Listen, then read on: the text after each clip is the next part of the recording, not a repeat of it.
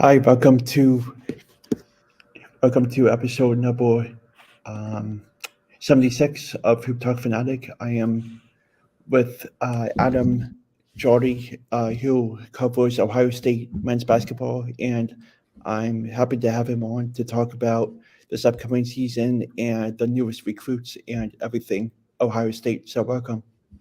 Yeah, how are you, Alex? Thanks for having me. I'm good. How are you? Not bad. Busy, fun time of year. Lots going on. So my first question is, what are your overall thoughts on how the roster is?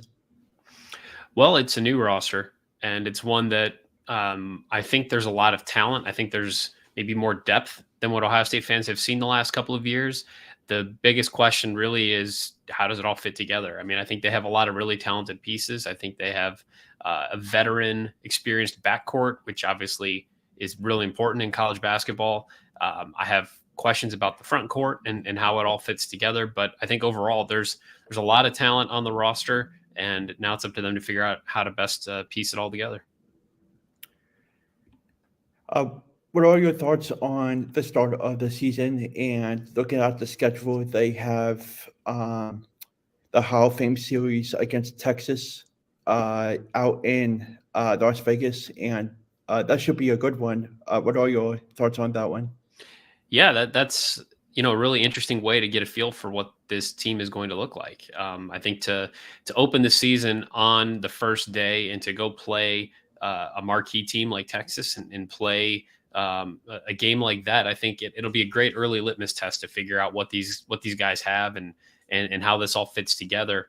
They have a pretty interesting non-conference schedule. You mentioned the Texas game. They go to Texas A&M. They play Auburn in Atlanta. Play Kentucky. They host Pitt.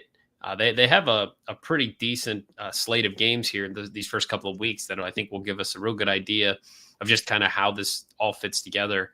But it's an exciting way to start. I think college basketball as a whole needs more games like this. I'd love to see more teams playing marquee games on that first day of the season. I think the sport deserves it. I think the fans deserve it. And so as a fan of college basketball, I'm very excited that they're playing a meaningful game to get the year going. Going into the matchup against Texas, what what expectations do you have for Ohio State going into that game? That's kind of hard to say right now because I still have a lot more I want to learn about this team. They have a charity exhibition game on Friday at Cincinnati, and I think that'll give me a little bit more of an idea of what I expect from Ohio State when they play the Longhorns on November 4th. But I mean, I think the things that we've come to learn about Jake Diebler and how he coaches and what he wants his team to play with is that they want to play with pace. They want to be aggressive. They'll use a bit of a deeper rotation than what Ohio State fans have seen the last couple of years. And I think there's going to be an intensity to how Ohio State wants to play this year. So, my expectation for those early games is just to see how does that all play out. What we've heard coaches, especially we hear Big Ten coaches. I've heard Ohio State coaches say it. They want to be versatile and they want to push the ball and they want to play fast. It generally doesn't quite match up to maybe some of those hopes or expectations. So I'm very interested to see if that's the case with this team. Can they play with some more pace? And can we see some more versatility than what we've seen from some of the last couple of years? Just looking at the schedule, I see they had to go up against Texas A&M on November 15th. What are your thoughts about that matchup? Yeah, it'll be interesting because that was a game last year that Ohio State, it's the second of a home and home, and the Buckeyes hosted the Aggies last year and just were kind of out physical in that game. Like when I think back and remember sitting there watching that, it just seemed like Texas A&M's best offense in a lot of ways was just kind of throw the ball in the general vicinity of the basket and then just go physically out manhandle the Buckeyes, get it back and score.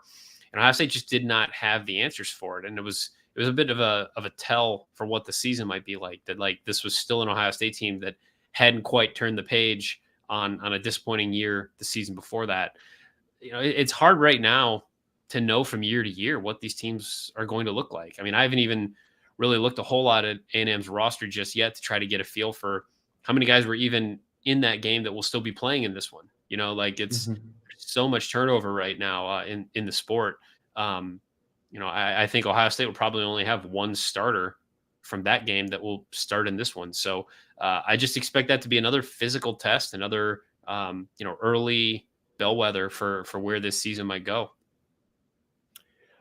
I forgot to ask you earlier in the episode, are you covering the game in Vegas? Yeah, I cover all the games for the Dispatch. Oh, nice. It should be a fun night that night. Yeah, for sure. I'm looking forward to that game. What are your other thoughts on the rest of the schedule and the conference? The Big Ten, I put together a preseason media poll every year. I partnered with a writer at the Indianapolis Star, Zach Osterman, and Ohio State was picked 8th in the Big Ten this year. And as I was looking at trying to rank an 18-team league, it's very telling to me that there is every coach likes to talk about parity and the league is so tough. I don't know that the Big Ten has a clear cut, this is the best team. Like we've known for the last 2 years, like, okay, it's going to be Purdue, it's going to be Zach Edey. The Big Ten has a lot of, I think, really good teams. I don't know how many truly elite teams are in the league this year. And you see that reflected in the early rankings. We look at whether it's the AP poll that came out on Monday or the rankings at KenPom or, whatever metric you want to use to measure the season. Everyone is kind of forecasted to be right in the middle. Like there's a website I use a lot, barttorvik.com, that does a lot of season projections. And when I was trying to make my ballot for the media poll that I helped run, I was looking at that was one of the first websites that projected out the season. And Torvik had one team. I'm trying to remember how this worked now. The entire league was separated by 4 games. It was like 3 teams at 12-8. Somebody was at 8-12, and 9 of the 18 Big Ten teams were projected to go 10-10. So I don't really know what to make of a lot of the Big Ten right now. I think the league is deep. I think the league is certainly talented, but I don't know that there's a lot of elite teams coming out of the Big Ten this year. So I think it's gonna be a fascinating, grueling Big Ten season this year, and I'm excited to see who emerges from it. But it's gonna be a gauntlet. Going into next year with when March hits, do you think Ohio State has a chance to be in the big dance? I think so. I mean, I think there's enough talent on this roster. When Jake Diebler took over as head coach, one of the things he really prioritized was bringing in both players and coaches who have won at like a high level before. And so you can go down and look at the assistants that he's brought in, the players that he's brought in. These are guys that have played on winning programs, that have played in big games. Micah Parrish is a 5th-year transfer. He played in a national championship for San Diego State 2 years ago. Like he knows what that looks like to be on a team that can get there. And so I think, they've talked about winning championships. They want to win Big Ten championships. They want to win national championships. I think it's premature to be talking about anything like that with this team, but I do think it's reasonable to expect that there's enough talent and enough of a plan and enough of an emphasis that they should be back in March. So I do think that, this team will, at least right now, we'll see how it fits together, but I do think this is an NCAA tournament type of team. My last question is, what is your record prediction for the whole season? Ooh, I haven't sat down and done that just yet. I always, once to get a little closer to the season, I'll put together a whole list of like things that I'm kind of expecting for the year. I mean, I think given, the depth of the Big Ten, and the fact that they do have, I think it's 5 of their 11 non-conference games are high major opponents. I mean, I think you're probably looking at Ohio State being somewhere around 19 wins going into the Big Ten tournament, which I think puts them right there in that NCAA tournament conversation. But I would say regular season, you're probably looking at something like 19-12. Maybe they can steal another 1 or 2, and they're 21-10, but I think somewhere in that range. Mm-hmm. Thank you again for coming on, and I hope to have you back on soon to recap a couple of games. Sure. Thanks for having me. Good to talk to you. Thank you. Sure.